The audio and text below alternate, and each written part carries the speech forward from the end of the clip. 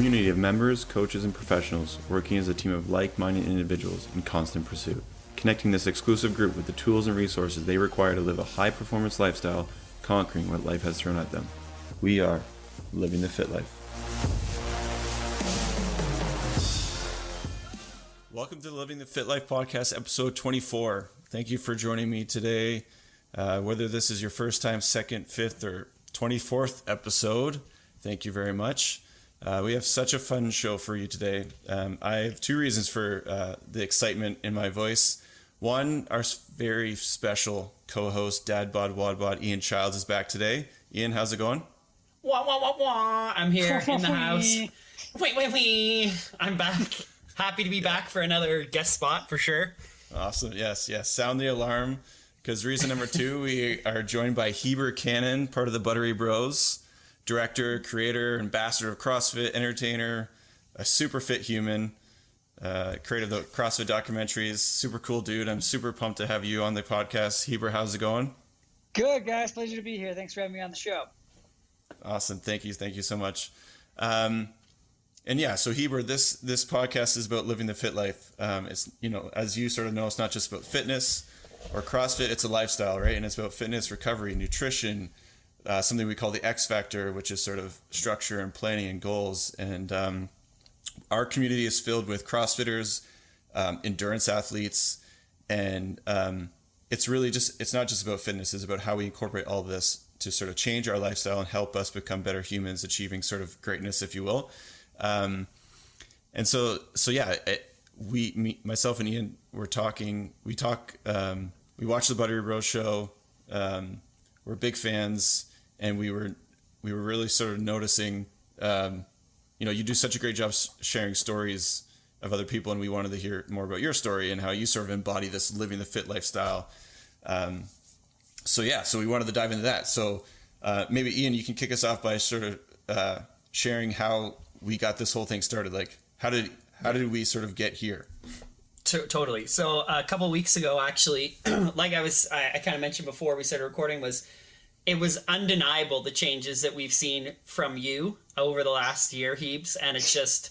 So I actually made my own before and after shot and sent it into our little message group being like, look, this is him in April of 2020, and this is him. And it was the picture you put up of you doing box jumps, and you could just see how much bigger your shoulders were and everything. So I did that. And then the next day you literally posted your own before and after journey for working against gravity. And I was like, oh my God, we're on the totally same page. So I was like, Chad, you got to reach out. You got to reach out to him and tell him, like, this has been it, because it's just, it's one of those things. I don't know if you identify as an ectomorph, but Chad and I both are just long, gangly ectomorph types. So Chad is 6'6" plus, and I'm in the 6'2" range with legs that don't really match my torso. And so we identified with you being someone who was like fit, but maybe was more of an ectomorph type of body. And then the truth is I just got beef now, because then I saw your workout the other day where it's like I'm doing this long squat workout of 50 reps at 250 pounds, and that's pretty much my max back squat. And I was like, Heebs, what happened? You've left this all behind. Who am I supposed to turn to now for my inspiration? So what would you say? What have been some of the changes to your fitness like over the past year that's really brought this on? Well, I think there's a couple of things. Every now and then I'll go on lately for basically like the last year, I've done a ton of just heavy squats. So every week, probably 2 or 3 times a week, if at minimum once, I'll do a really hard, gnarly, basically just a bodybuilding hypertrophy type workout. That's all lower body and legs. And I started doing that because years ago I was doing this every Friday when working at CrossFit HQ. We would, are you guys familiar with CT Fletcher? He's like this YouTube guy that's known for just like screaming at his athletes. He's an OG. Yeah, he's an OG. So back in like 2013, 14, Dan Bailey was at the CrossFit headquarters office, and every Friday we would have CT Fridays where we'd go downstairs. And on one speaker system, we had 2 speaker systems. I don't know why we were spoiled. But on one speaker system, we had CT Fletcher screaming at athletes. And the other speaker system, we had 90s hip hop. and we would just bench for like 2 hours straight, like just a stupid pump on a Friday. And I noticed like, hey, I got a bigger chest from doing that. And I was like, I should probably do that for my legs, because that's like, if I want to grow any part of my body, it's my posterior chain, and my legs I could definitely up my squat. So I always joked at the beginning of quarantine, like my quarantine goal is I want to put a couple optical inches on my legs. But I took that to heart. So twice in the last year, I've done a 20 rep max squat program, where 2 or 3 times a week I'm squatting up to 20 reps. I'm squatting 20 reps, and every time I do it, I'm upping 5 pounds. And right around the CrossFit Games, I had to pull back because of like time constraints, and I was traveling too much. So then I started that back up again at the end of October through the end of the year, and got my 20 rep up to like 270. I think I got 17 at 270, which is what I did when I was probably at my fittest back at CrossFit HQ, where I was able to train every day and not running a business or businesses. Like I'm doing a lot more work now than I was when I was working at the CrossFit headquarters, because all I had to worry about then is a documentary. Now I'm doing a documentary, a weekly episode. We're starting a new, we've got the Buttery Bros band, and we're starting a supplement company, and we have other businesses that we're working with. So and I have 2 kids that are getting older and demand more time than just sleeping on my shoulder every night. So my dedication to fitness wasn't what it was a few years ago. Like back in I want to say one of the most cut I had ever been was back in 2018. I started following macros, like if you can. I started counting macros back in 2015 on my own. Someone had told me about it, and so I did some research on my own to figure out like what I thought my macros should be. And I kind of taught myself the strategy of, how to weigh and measure food, which I had done with other nutrition things, but that one really clicked for me because like the zone diet was complicated and didn't really make a whole lot of sense. Paleo diet I've done, but I just felt like I didn't have energy. This made a lot of sense to me because I could eat Fruity Pebbles and still be considered in compliance with it, So I taught myself how to do that. But in 2018, the beginning of the year, I started working Against Gravity. And we switched up my macros. We switched up how the thought process a little bit behind it, and put some other goals in there in terms of like what kind of vegetables and things that I needed to eat and how much fiber I needed to pay attention to, because that was the only other micronutrient that I wasn't paying attention to that I started to. And Fruity Pebbles wasn't delivering on the fiber? Yeah, Fruity Pebbles wasn't giving me fiber, and neither was the Tootsie Rolls that I was having for carbs. So adding some bread and some vegetables, and we're good to go. And probably when I was probably the most cut was when I was doing macros with the goal of getting, I want to say it was 800 grams of vegetables or fruit. Yeah, the 800 gram. I've seen that before, yeah. Yeah, which I would just dump I would just get 800 grams of vegetables and fruits and throw it into a blender and then blend that up and drink it every morning. Right. And so I knocked that out first thing in the morning, but I had time to do that. I don't have that much time. So anyways, in November, I was doing the 20 rep program. And I was like, my legs are growing, but I'm not like, I just don't feel like I look fit. Like I look pretty fit, but I think I can be more, I can get a little bit more cut if I go back to counting macros. I haven't done this for about 2 years now. So starting at the end of October, still to this day, I've been counting macros probably 95% of the time and have stuck to that regularly, just because I notice a huge difference when I hit those numbers. Yeah. Mainly because I don't get enough carbs if I don't. If I don't track the macros, I eat a little too much fat and I don't get enough carbs, and I kind of miss that sweet spot.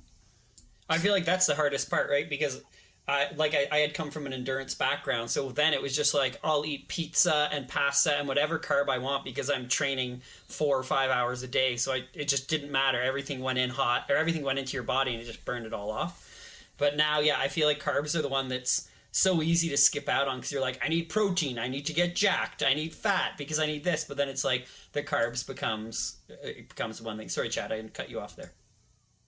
No. I was just going to ask more about the programming with your fitness. So like the 20 rep max, was this like, do you follow any specific program? Do you have sort of do your own programming? I kind of cherry pick really well. Yeah. Nice. Yeah. I like that. I like that style. I think like going back to being an endurance athlete, like I used to do, I didn't ever train for him, but I've done an Ironman. My background growing up, I spent a lot of time running. I think just doing CrossFit for years, I'm pretty sure I overtrain, which, you can say is or isn't a real thing. But the idea is like, I didn't let my body recover, and I was probably doing 2 or 3 Metcons a day. And, if I ate the right amount of carbs, it was basically just to sustain what I had as opposed to building things. The other big change that I made in my training protocols was that I stopped doing so much Metcons and I stopped doing long endurance pieces regularly. And I upped the amount of hypertrophy work that I was doing, bodybuilding work that I was doing. That's like the majority of my training a lot of times now is just to work on strength and building muscle, as opposed to more like bro splits, right? Like back and legs or chest and like all that kind of, you're going back to those kind of splits each day?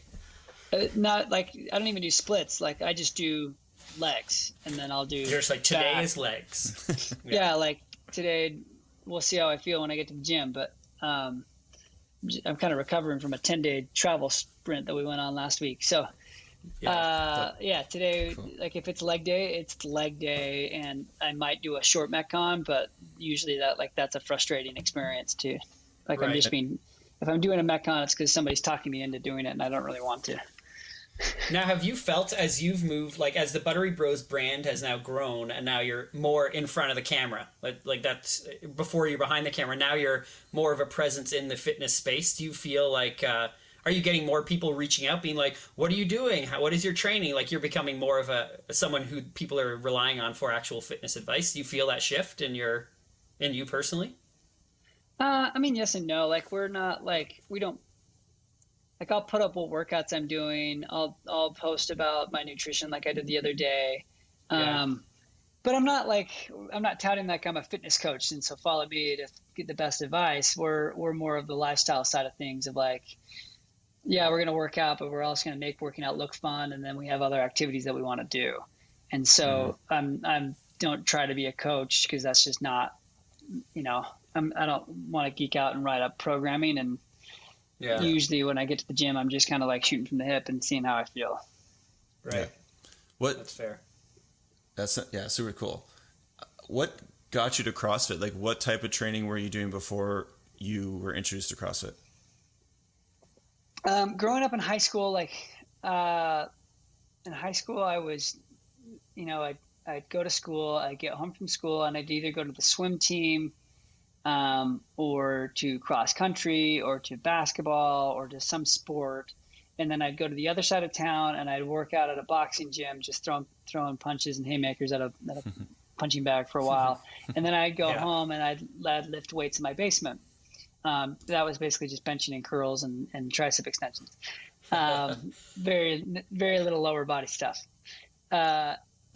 In college, or right before I found CrossFit, I was kind of doing the same thing, which was I'd go to the local gym and I'd do back or buys and chest and tries and, whatever split I wanted to, but very little legs. And I would go down to the same boxing gym and box, because I just liked the way that felt to do kind of a really high, basically it was high intensity interval training. When I found CrossFit, it was basically because I had seen the movie 300 and I had watched how those guys trained, and I was like, oh, I want to train like those guys, because that looks like fun. And it's kind of like what I want to do.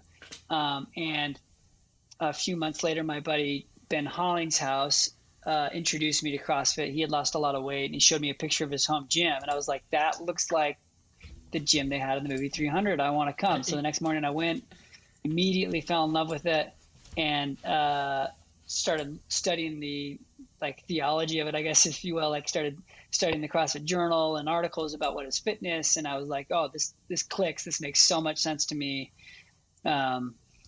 Where has this been the rest of my life? And then that became the only training methodology that I started doing. I guess my next question I have is then, one of the big things, I feel like so many people just get so focused on just getting huge and then not going ahead and using their fitness, which is kind of like the CrossFit thing, right? Like get fit in the gym, but use it outside of the gym.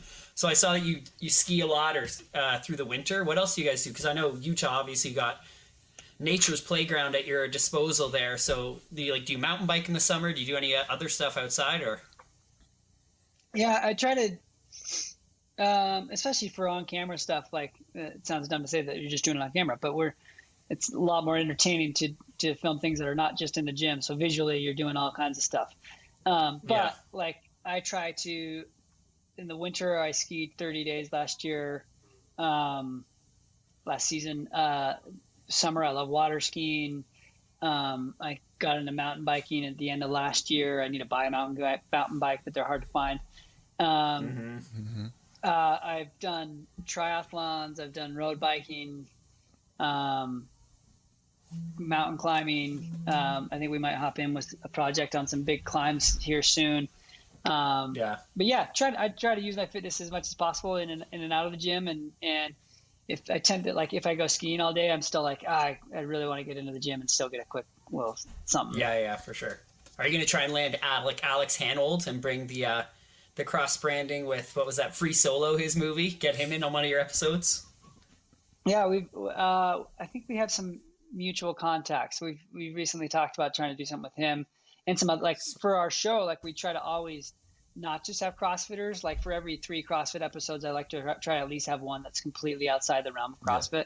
Cool. And whether that's like that doesn't need to be a fitness person. Like I would love to have, Woody Harrelson come hang out with us for an episode, or it could be anybody, but we just want to talk to people that are fun and entertaining and have a cool story. But Woody especially would be amazing. He would enjoy some pancakes. I think it would crush. For sure. Yeah. For sure. You said you did an Ironman. When did you do an Ironman? 2009. It was actually like the week before I started working for CrossFit. When my first job for CrossFit, I like tweaked my back carrying a camera because I had just finished an Ironman and hadn't recovered. Yeah. Oh my gosh. I'm familiar with that. When all of a sudden you're so fragile, you just are scared to do any sort of lifting. Yeah, I just picked up a backpack and it was like, oh, you need to not pick up anything. Wow. That's crazy. You're quite the Ironman, that's pretty awesome. That's pretty cool. So when did you start seriously sort of it sounds like nutrition has always been a big thing. You were touching on it before. This past year you're working with WEG and you're counting macros. Is that sort of the secret to your success, is just sort of being able to sort of track and track everything and using the data to sort of track it? Or what are some of the things that you sort of really focus on this year to really kind of dial it in? I've been working with them since summer of 2018 and but wasn't like dialed in like I have been since October. So being dialed in has definitely helped. But I wouldn't say that I looked like not great before that, but it definitely helps to be super dialed in. And then I think that the amount of hypertrophy work and bodybuilding work, for years, and I still kind of believe this, like, it doesn't matter what you look like. It just matters what you're able to do. So like, you shouldn't worry about what you look like in the mirror or what kind of pants you can fit into. You should worry more about like, physical fitness goals. Like how many pull-ups can I do? How fast can I row a 2K? Like, I think you'll get further in fitness and health if that's your goal versus aesthetics. But for me, I've done the fitness goals of capacity and work capacity across broad time modal domains, as it were, for years. And so this last year, switching it up to more of a bodybuilding and aesthetic thing has just been a fun transition to make, is all. And is that the hypertrophy stuff, is that just because of sort of the popularity that sort of Marcus Philly and Thunder Bros sort of created? Like, is that the reason why bringing it in, or were you sort of just kind of getting bored of the typical CrossFit stuff and you just sort of wanted to dabble in something different? A little bit of both. Like I've worked, I cherry pick from Thunder Bro quite regularly. If it's any program that I follow, it's like a hybrid of that and CompTrain. Cool. Where I'll do like the MechComp from CompTrain and then the bodybuilding from Thunder Bro. Awesome. But the Yeah, really, it's just been like a fascination with mine for years, and so it's just a fun way to switch it up. And then I happen to go to a gym that has it's an amazing facility with tons of amazing CrossFit functional fitness gear on one floor, and then a second floor that's all machines and things that you find at like a Globo gym. So I can kind of go back and forth between the two and have kind of a dream fitness scenario. Yeah, that gym looks pretty awesome. Yeah, it's sweet. And yeah, so with like your sort of nutrition plan, like does your family incorporate this too? Like how do you sort of balance sort of family nutrition and your nutrition goals? Like this is obviously a constant question that we ask, and we actually have conversations about, like, how do you sort of do it? Man, you start to bring the kids in and it's complicated. So like all I try to do is lead by example and eat a wide variety of foods, and definitely have, my kids probably have a complex when they look over and they see me weighing and measuring Fruity Pebbles or bananas or, I'm on my phone making notes of how much food I've eaten that day. Like my son last night, he's like, "Why are you?" I was like, "Hang on, Mav, I gotta write my notes of my day." And he's like, "What for?" And I was like, "So that I know how much food I've eaten today and how much I need to eat." So now he's like, "Do I need to do that?" But for them, like their nutrition journey is very different than my nutrition, and we're not the best at, like, my wife eats something very different than what I eat every night, and my kids eat something totally different. It would be a lot easier if we all ate the same thing, but like to me, they'll, like, for me in my life, like I figured out nutrition in my mid-20s. I'm not that's not a battle I have with my kids. I would rather them, we battle over things that are a little bit more important than what they're eating, and building what kind of person and soul they are. And then as they get older and wiser, we can figure out the nutrition aspect. Like I think they'll one kid eats really well and will eat eggs and whatever it is that I'm eating. He loves to just try new foods. And the other kid is very specific as to, he wants a cheese quesadilla for every meal if possible. Yeah. It's it's difficult. It's difficult. So would you say, like, you've, like what kind of like calories are you eating on a per day basis? Like what's the number? It's around 3,000 to 3,200 calories. Again, that's not I focus on the amount of protein, carbs, and fat, not calories. So it's not a calorie counting thing. Okay. But I eat, I used to be eating about 165 grams of protein a day, but I've upped that just by myself. I haven't talked to my coach about it, but to like 175, 180. And then my carbs anywhere from 315 to 330. And then on like days where I train or like I was in Boston last week and we ran 7 miles to start out the day, I upped it to 400 grams of carbs. And then fats anywhere from 80 to 90 grams of fat. Cool. Awesome. So do you still make time? Like I know Dave Lipson does like drive-throughs and gets 4 Big Macs and pop and fries. Do you make time for that each week or what? I always find those posts hilarious with Lipson, right? Where it's like, sometimes you just gotta get crazy, and he's sitting there with all this stuff. I'm like, I don't understand. Maybe I don't understand how diets work at all. But see, I used to do that. Like, I just didn't get great results doing that. But like back in like 2012, it was like I ate super clean and I didn't really like weigh and measure anything. But then like Friday nights was my cheat meal, and so like I would go ham and it became a weekly goal of like how many calories can I eat in a night. And you know, I was having like 4,000, 5,000 calories. Like I would go to California Pizza Kitchen and get a barbecue chicken pizza with a regular Coca-Cola unleaded, none of this diet soda stuff. And then I would have I would go to the movies and drink a giant soda with candy, and then after we'd get like a chocolate peanut butter shake from Cold Stone Creamery. And it was like why aren't my abs popping anymore?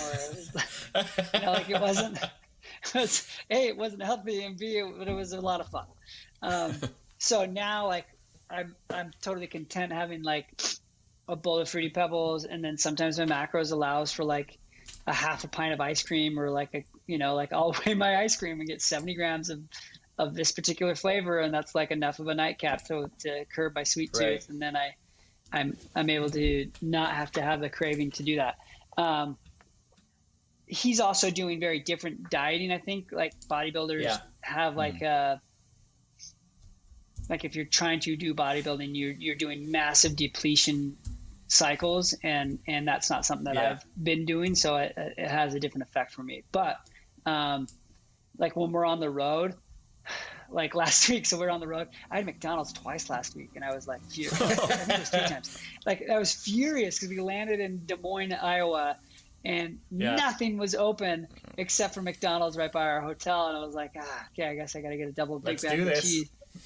And then we landed in Texas at an airport, and the entire airport except McDonald's was closed. So I was like, not again.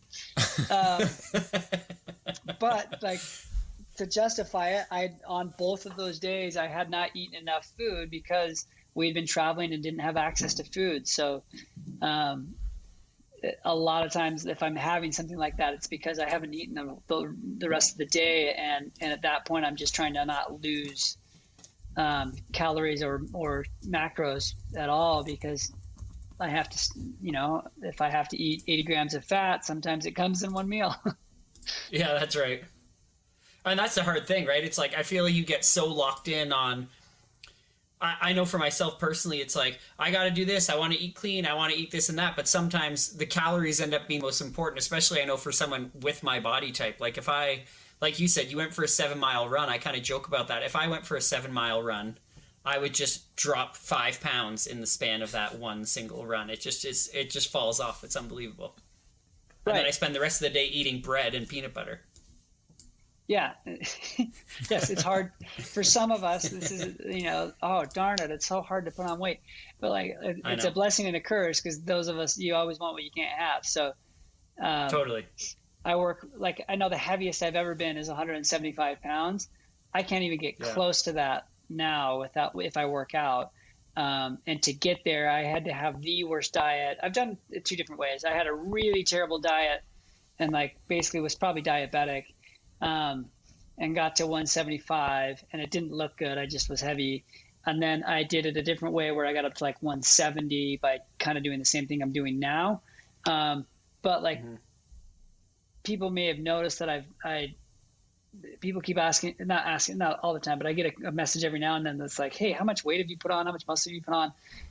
If I travel, I'm back to the same weight I was 6 months ago. Like I work hard to get up to 162, 163. And then like I woke up this morning after traveling all week last week, and I'm down to 156. So like I'm not heavier. I just have had some composition changes that have helped benefit the way I look, I guess.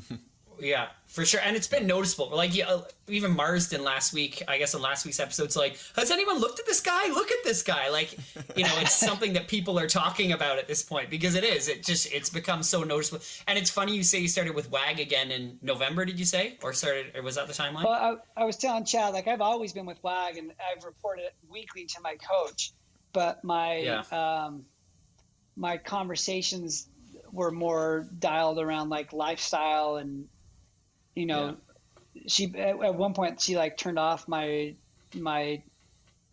calorie and macro notifications, because she was like, you're not counting them, so let's not worry about that goal right now. We'll worry about other things. And then in October I was like, okay, it's on, I'm doing this. And then I've been doing that regularly. So are you with Addie? Do you have the top dog with Addie as your coach? Yeah, Addie's a close friend, so I've been able to work with her, which has been great. Yeah, she seems great. Yeah, she seems great. Yeah, Addie's awesome. Macro queen. What is it? The other thing that's happened that I've noticed a massive difference with is sleep. So like perfect example. I keep talking about this last trip. This last trip, on average, I slept 5.5 hours every night.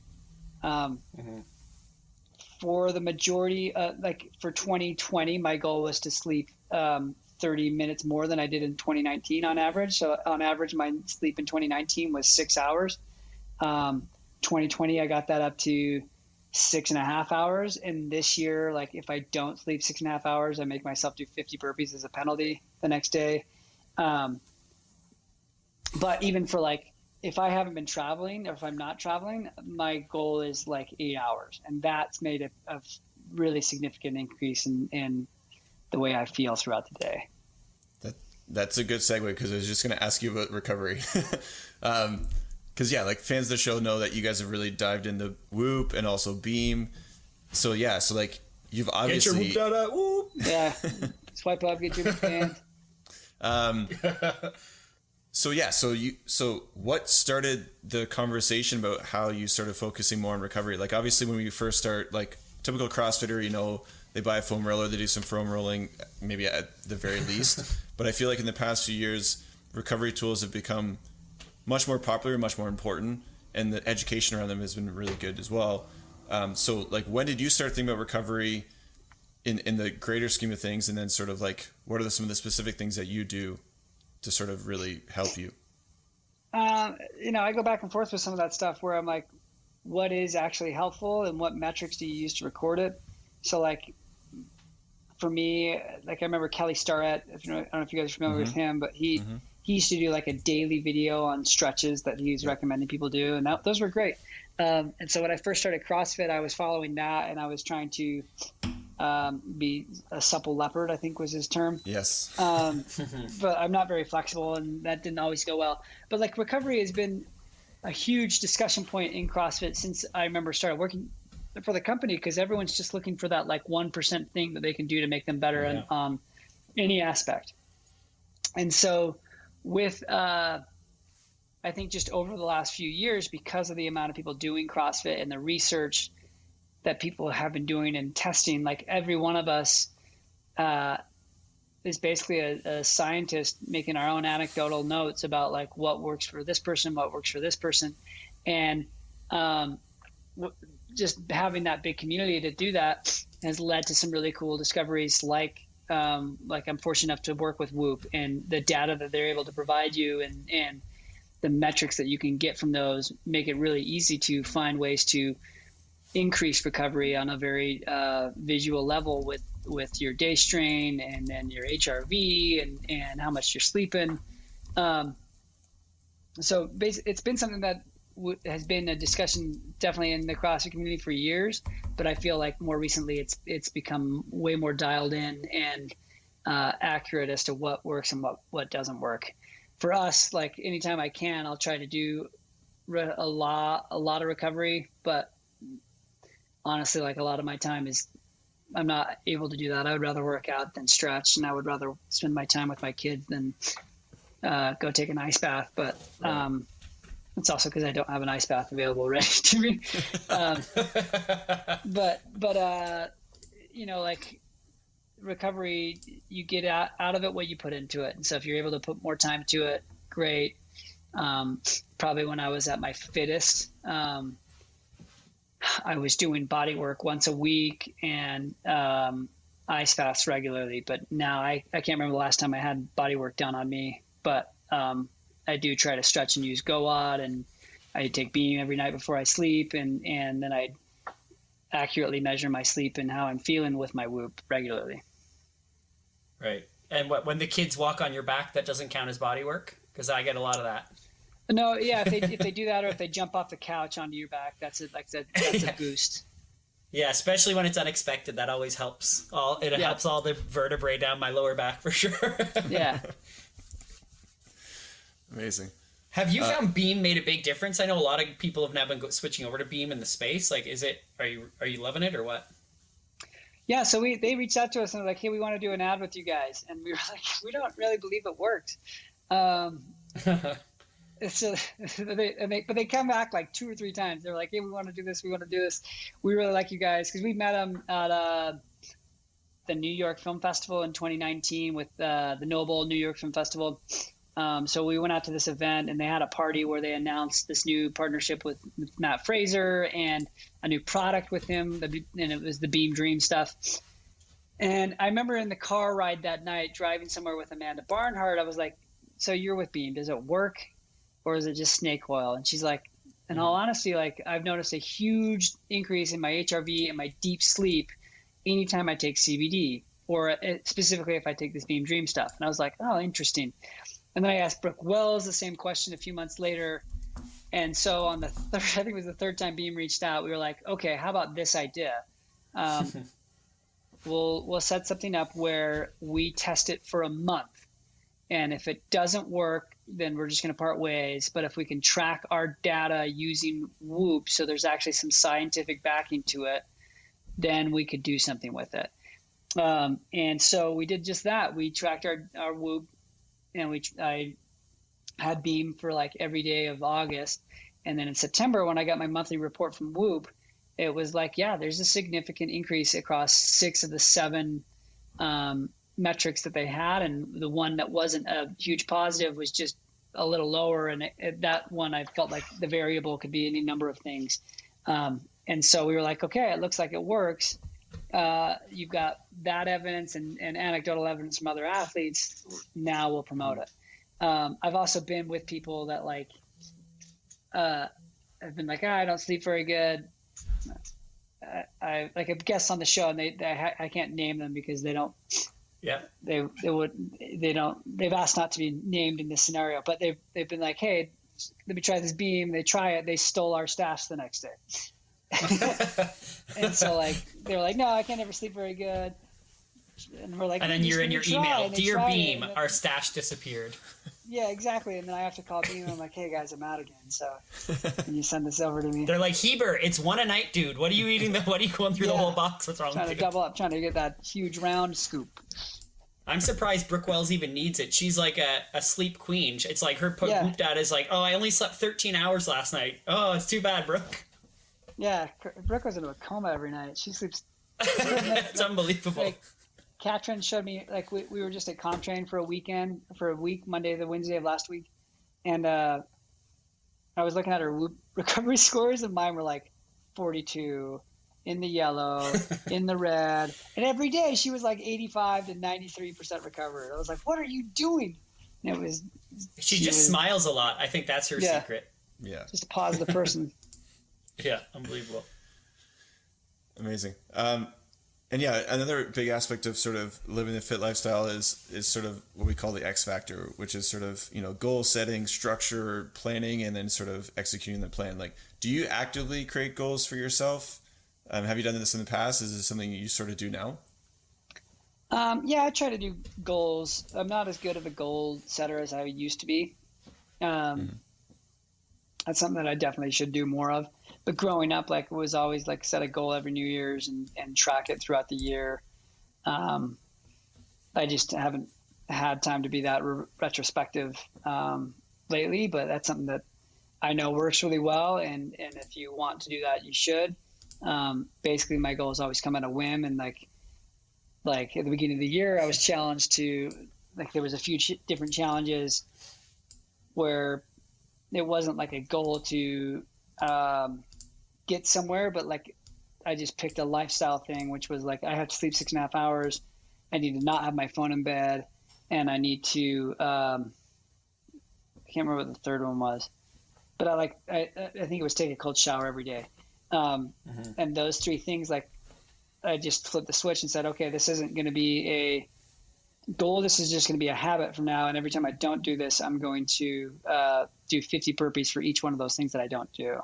And I did that for 100 days, and now it's just a habit of my day, And so now it wasn't really like I sat down, I was like, yeah, no, I sort of, but I didn't do them fast. I just did them. But the idea being, like, I didn't take time to like really think those through. It was just like, these are things I want to do, and today's the day I'm making a switch, and I'm going to commit to 100 days, that's amazing. and have a better lifestyle as a result of it. Very cool. Very cool. And how, like many of our community, like, we have a group of like A-list hustlers like yourself, like, following your dream, your passion, building something really awesome. How do you balance it all, right? You're a dad, you're traveling a ton. Obviously fitness and nutrition recovery are a key part of your life. Like, how do you balance it all? You have any sort of recommendations on how you sort of manage it? No, I think the biggest, and I don't know that I do a great job balancing it. I think that's, if I had any goal, it would be to strive to be more balanced in some respect. But I try to when I'm on the road, be very focused on what it is that I'm doing on the road to maximize time away from my family, so that when I'm home, I can maximize time with my family. I still regularly find myself on my phone, at hours that I don't need to be, when I'm with my kids and I'm just distracted and not as present as I want to be. And so like, that's one thing that I know works really well when I do that, is I get home and I'll put my phone in a certain location, and then I don't check it until like that time frame is up. Like nothing's going to happen that I can't fix 2 hours from now. But there's oftentimes, especially right now, where I'm juggling lots of pieces, where if I don't respond to someone and they're doing work for me, that's 2.5 hours or 3 hours of work that's not getting done because they're waiting for me to give them an answer. And so it definitely needs to, that's one thing that I want to work on, which is better delegation, where I don't have to worry about like any minute of the day I could get a text from X, Y, and Z expecting an answer. And if I don't have it, then my time and their time is exponentially wasted because I'm waiting on them for stuff and they're waiting on me for an answer. I find a secret is just listening to Ben Bergeron and Pat Cummings every week, and then you feel bad about yourself because you haven't done enough. And I feel like that usually gets me back on track, when it's like, put your phone down, spend time with your family, and rub your wife's feet every night. And I'm like, Bergeron, come on, like, how are you doing all these things at once? But dude's a legend. Yeah, gives TED he's talks. unbelievable. Yeah, he really. And it's funny watching how him and Katrin are almost morphing into the same people when you hear them in interviews now. It's like his ideals and his vision really has, like, she's adopted it, right? I feel like it's so key when you have. That's what I would credit a lot of her success to. I think, that's why in 2014 you had one version of Katrin, and then 2015 you have a totally different. And I think the X factor there is Bergeron. Yeah, for sure. So you've had some pretty awesome encounters with tons of successful people, not just in the CrossFit space, but you've obviously been doing a lot of things. Is there any common thread that you found with all these people that are high achievers, and something that you've taken from them, I guess? Yeah, I think, and one thing that CrossFitters or, a lot of these successful people are all A-type personalities that are very focused and driven on their goals. Or driven towards what they want. And so, that's, and the other aspect is they work really, really hard at whatever it is that their task is. And so if their task is to become the fittest on earth, they work obscenely hard at whatever it is that they need to do to achieve that. And honestly, some of them, like some other things, fall by the wayside as a result of that. And whether that's a lifestyle or relationships, like, it's very hard to be very focused on that sport. For other people that are extremely successful, not just in a physical fitness attribute, but in life, I think there's always a sense of optimism for people like that, and finding opportunities and being excited about opportunities that present themselves. Yeah, for sure. So you were just talking about goals. Do you have any specific fitness goals, or is it like kind of stay the course, stay in front of Marsden, make sure he doesn't catch up, and you keep getting win streaks all over the place? Yeah, I think right now it's just stay the course. We keep joking about having this summer be hot guy summer. So I don't know what that means. But fitness goal is hot guy summer. Like, I might look more jacked than I did a year ago, but I didn't do any better against Marsden in the Open. So I don't know if my fitness level has increased at all. But what is it about that? Like, you guys obviously feed off competition, but he sort of knows how to show up, I guess. He's a game day player for sure, and then also like, it's a combination of things like those workouts. I don't know. Yeah, there's a lot there. Those workouts I should have won 3 out of the 4 workouts this year. Like, they were all really good workouts for me. So we had our own leaderboard with you guys on it, you and Marsden and our little crew at the gym. We were competing from a distance, and we were like, we almost like the first workout. I feel like we were all 1 or 2 reps away, and I was like, all right, I think this year's good. I got Hebes this year, and then you just dusted me on every other workout.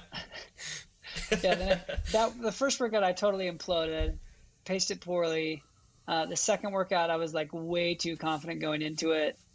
And then the third workout I was like, okay, I paced it one way, and then it just destroyed me for the lift.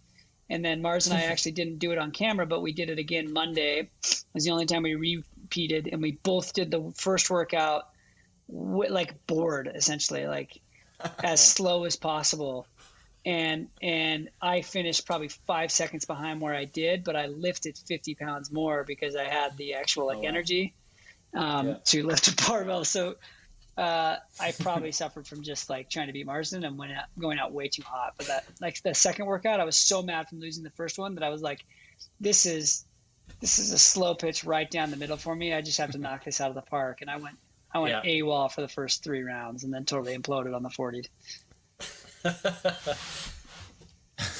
Yeah, that was this year's, like when they announced that first one with wall walks, I was kind of like, oh dude, I think I'm gonna dust this workout. Then you get into the round of, like, I think it was around a 15 or whatever, and your shoulders now no longer are functioning. You're now you're basically laying on the floor at that point. And I was like, when's a reasonable amount of time for me to start going again before I move? But it was pretty good. It's great watching you two compete. I love the fire. And yeah, those game day players are tough to compete against, though, because you're like, what the hell? I've been beating you for weeks in our workouts, and you show up to one game day and it's over. Yeah. That joke later in some other episodes where, like, I beat him on a workout on Monday, and I was like, I won because it's Monday. It's not Thursday. It's set to Monday. Yeah, I love your win streak things that you guys talk about as well. It's just always it always hits. It always hits. Yeah, me and Ian compete a lot. We compete a lot. Yeah, I think that's a great thing to have in the gym, right? It's just some friendly competition. Yeah. 100%. All right, so we're not CrossFitters, right? We're over the height of 6'3", so we just try to do our best. That's right. Long femurs are not good for squatting heavyweight. I've learned that over and over again, but I'll keep trying, I promise. So now that we're getting through into the semifinals coming up for CrossFit season, what do you think about the games? Who do you have on the podium for this year? Are you allowed to say, or is that like not? Yeah, I can say, like, and here's the, like, for the men, I don't know, it's a total crapshoot. I think my 3 picks would be, and I'm not saying who's winning. I would just say these 3 are on the podium. Maybe I'll say like a top 5. Like, I think I'd like to see I got my eye on Chandler Smith, Justin Medeiros, Patrick Vellner, Noah Olson, and maybe Jeffrey Adler. Like Adler's and all of those guys, like, I consider them friends, and I don't really have a horse in the race. I would love to see any one of those guys win. They're all really fun and cool guys, and love working with them any time I get the chance. Like, Adler was a guy that I'd only met once or twice before last year's games, and became really good friends with him at the games. He's really fun to hang out with. And Justin Medeiros, as soon as he declared no belt, I became a fan of his as well. When he's like, look, no belt, when they did the CrossFit Max or CrossFit Total. Legendary line. Legendary. Yeah. French Canadian. That guy's a legend. Then we got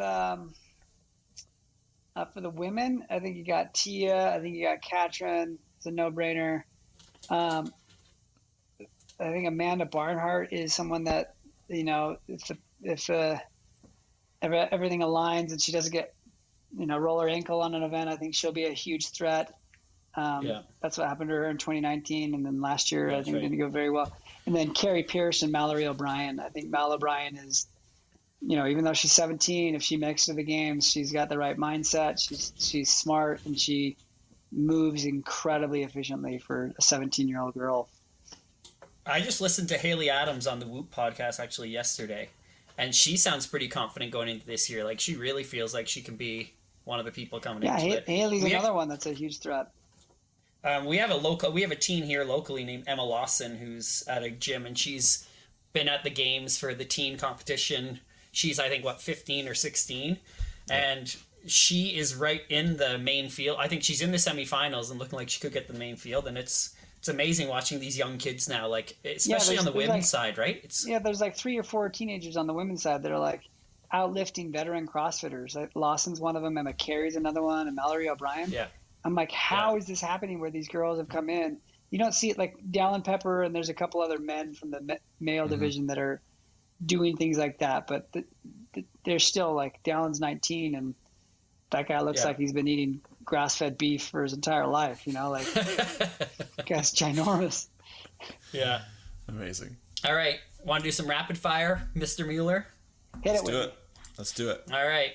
So, Last Dance documentary this year. Being from Utah, was that hard to watch? Because it was mostly just footage of Jordan hitting shots over the Utah over and over again for the entire 8 episodes. That was hard to relive. That was hard to watch. I actually thought that as I was watching it, because I'm a big Raptors fan. When they won a couple years ago, it was the greatest day of my life, essentially.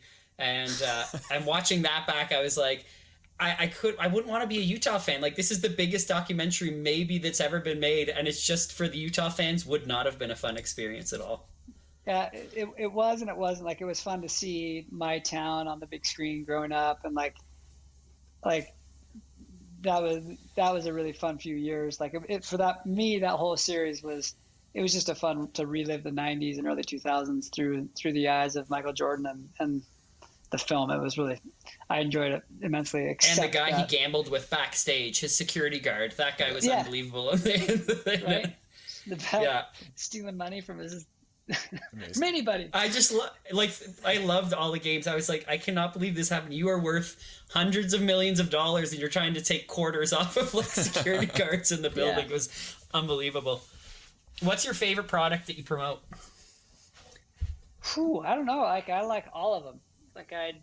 That's why I think it works really well on our show. Is I'm a huge fan of anything that we're promoting, because we vet them before we promote them. So like, I love Rain drink. Like, I drink it regularly. I love Whoop, and I use that to track my sleep and recovery. And I did that, type of thing.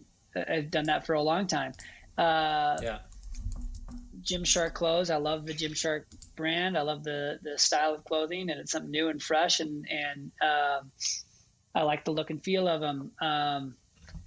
Go Watt, I use the app regularly and do it before every workout. And it's a product that I use all the time. Blenders I wear. Like, I owned 15 sunglasses from Blenders before I actually ever partnered with them. And so, I'm probably forgetting some of the brands that we promote, but like, every single one of them was something that I did regularly before we brought them onto our show. Can I ask a question about these brands? I always think this, like when you see the people with Noble, you obviously are getting all this stuff sent to you. Do you have such an excess amount of some of these products that you promote that you just are like, you don't know what to do with it? Or is it not quite what I'm picturing? Like, when I see the Noble launches and Katrin puts a post with like 50 pairs of brand new shoes, and 3 months ago she put up another post with 50 shoes, I'm like, where do all these shoes go? What happens to them all? Yeah, definitely the brand. Sunglasses we give away every time we go somewhere. So I have a huge stash of sunglasses. I'm building a sunglass rack upstairs to just display all our cool shades. There's a lot. I'm not gonna lie. Shoes, we don't really have a shoe sponsor, and I kind of like it that way because I wouldn't want to be stuck with one brand on my feet. The brand that I probably get the most stuff from, where I'm like, I don't know what to do, is Gymshark, and then Rain. Sometimes some of the flavors of Rain aren't my favorite, so I find people that like those flavors, and when they come by, I'm like, here, take all of this flavor. I was thinking a lot about you. I got these just for you. Yeah, exactly. Yeah. But like Gymshark, I've got like bags of Gymshark clothes that like I can't keep up with the amount of. They send me like a ginormous bag of clothing once a month, and so there's a few people at my gym that I show up and I'm like, got some new stuff for you. Nice. Yeah. Now, is Gymshark, are those all those sweet high cut shorts that you and Marsden wear? I'm always thinking that's a brave, bold move that I would not be able to pull off the high short. Well, I think it depends on the short. Like in the episode. So Gymshark, we rock that, and they have other things than just short shorts. We just happen to find the shortest short, and we're like, yep, free the knee. Yep, that's the one.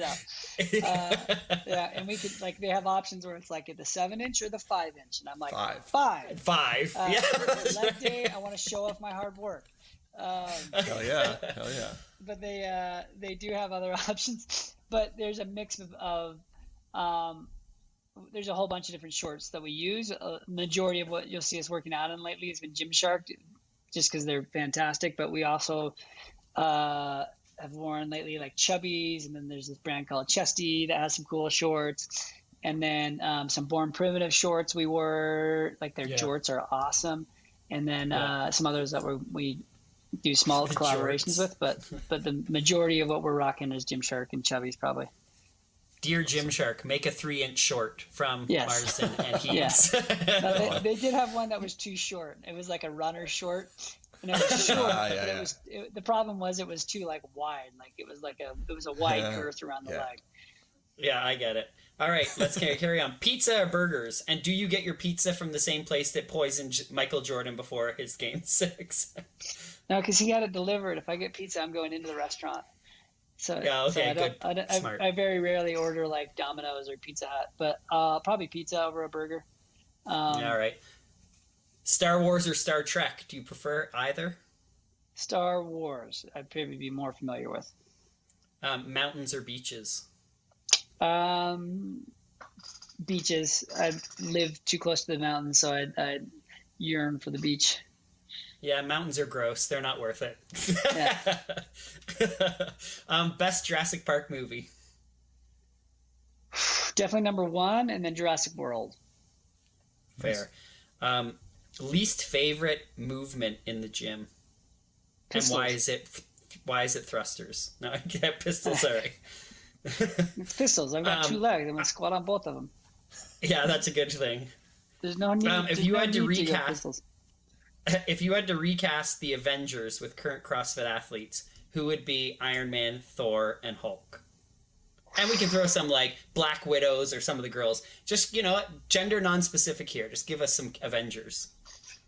I mean, they're all kind of superheroes. That's why if you watch our movies or look at the artwork for our movies, like it's all, we edit it as though it's like a ginormous action movie, and we market it as though it's a Marvel movie. Yeah. I'm just trying to think like who's the wittiest. Like I would say Justin Medeiros is kind of like a Spider-Man. He's young. He's very endearing and pretty wicked smart. But he's not like nimble and small like Spider-Man. So, just a personality comparison. Yeah. I would say. I think Fikowski for the Hulk. For the Hulk. Yeah. Interesting. Really? Smart guy, and I feel like if he wants to rage, we just don't see it. Yeah, I can see that. Definitely the professor helps. I was gonna say Noah for the Hulk just because he's built like the Hulk action figure, but the personality doesn't really match. He's as tall as the action figure as well, I think. Yeah, exactly. Shots fired. I'd have to like. I'm like way over analytical on this. I'm thinking way too hard on it. All right, Chad, carry on. What's your best filming location you guys have been on? So there's like 3 episodes that stand out. Aruba has always just been an amazing location. Having been there twice, I don't know how soon I'd go back because it's a pretty small island. I feel like I've seen it all. But if you ever get a chance, it's amazing, and I definitely want to go back down the road. Kauai for the Hawaiian Trail Run was incredible, and then going up the Nepali coast after the race in 2019 was just insane and straight out of a Jurassic Park movie. And then the other experience that we had, like not just the location but the people, was Wollongong for the Tribal Clash event in 2020, where we went down and we were assigned a team of people that some of them were from Utah that we knew, and others we had no idea who they were, but we came together really well and we ended up winning the event. So yeah, Wollongong's got a special place in my heart now because I'm a world champion out of Wollongong. That's right. Hell yeah. What's your favorite? Yeah, that's right. What's your favorite games event?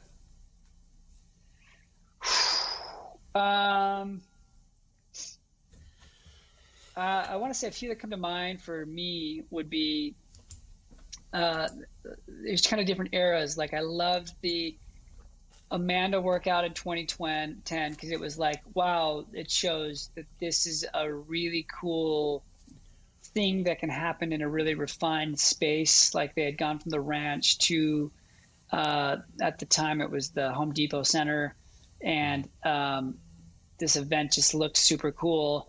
And then the next year was that there was a rope climb, clean and jerk ladder that went up. So it was like 5, 4, 3, 2, 1 rope climbs, and then a clean and jerk at 145, 165, 185, 205, 225. So you did one at 225. And I remember seeing that, and that was the first time we had like spider cams on the floor, and it looked really professional. And it was just a cool night under the lights there. But then I would say the next like really big one would be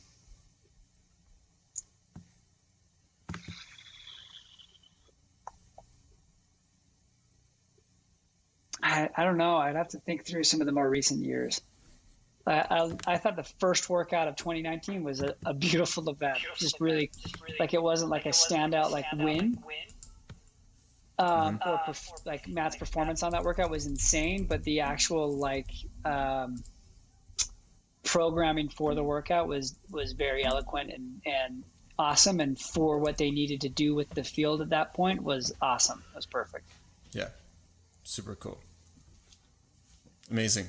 And like last question, what's next for the Buttery Bros? What do you guys got in store for the remainder of 2021? We're gonna head off to some semis coming up. We're gonna do some cool things at the West Coast Classic, which I can't announce yet, but probably stay tuned at the end of next week. We got our new movie coming out. We got our Podium supplement company launching. We've got exclusive Buttery Bros sunglasses with blenders that we're releasing in July. Amazing. Or around there. We've got, I don't know what the release date is, but it's coming this summer. And then we've got just more buttery content that we're creating and producing. We had a call with one of our brands yesterday, and they're like, what do you have coming up? And I was like, well, we got some things. And then we started listing it off, and I was like, oh, we got a lot of things planned. It sounds like a lot, yeah. Amazing. We were actually thinking of starting the syrup studs. It's going to be a Canadian offshoot of the Buttery Bros. Just specifying or way starting more with straight off the tree, you know. Yeah, that's right. Organic from the ground. That's amazing. Awesome. Well, this has been so much fun. Thank you so much for taking the time. Thanks for having me on the show. That's been great. Thank you. Yeah, this has been great. Thanks everyone for listening. Till the next time. See everybody later.